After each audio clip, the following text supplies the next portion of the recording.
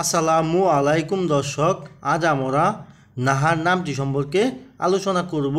এই নামটি কি ইসলামিক? এর অর্থ কি? এটি কোন ভাষার শব্দ এবং এটি রাখা যাবে কি না সেই সব সম্পর্কে আজ আলোচনা করব। আপনারা দেখছেন ইসলামিক ইউটিউব 24।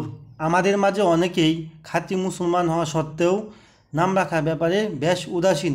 এটা আদৌ কাম্য নয়। ইসলামে সুন্দর নাম রাখার ব্যাপারে তাগিদ দেওয়া হয়েছে। হাদিসে এসেছে, নিশ্চয়ই কিয়ামতের দিন তোমাদেরকে ডাকা হবে তোমাদের নাম ও তোমাদের পিতার নাম ধরে, তাই তোমাদের নামগুলো সুন্দর করে রাখো। তাই আমাদের উচিত সুন্দর অর্থবহ ইসলামিক নাম রাখা। যদি প্রশ্ন করেন নাহার নামটি কি ইসলামিক নাম? হ্যাঁ, নাহার নামটি ইসলামিক নাম। যদি প্রশ্ন করেন নাহার নামটি কোন ভাষার নাম? নাহার নামটি আরবি ভাষার নাম। এই নামটি সাধারণত মেয়ে শিশুদের জন্য রাখা হয়।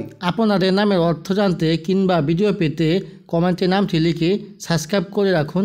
ইনশাল্লাহ আমরা জানিয়ে দেওয়ার চেষ্টা করব। মুসলিম মেয়ে শিশুদের জন্য আপনি যে সমস্ত নামগুলো রাখতে পারেন সেই সমস্ত নামগুলোর মধ্যে উল্লেখযোগ্য নাহারের সাথে মিলিয়ে নামটি এভাবে রাখতে পারেন, যেমন কামরুন নাহার, নাহার আফরুজ, নাহার ইয়াসমিন, নাহার মুনতাহা ইত্যাদি।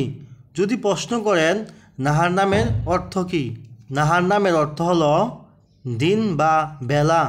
বিশেষ কথা, আপনার সন্তানের নাম চূড়ান্ত করার আগে আপনার স্থানীয় মসজিদের ইমামের সাথে পরামর্শ করতে ভুলবেন না।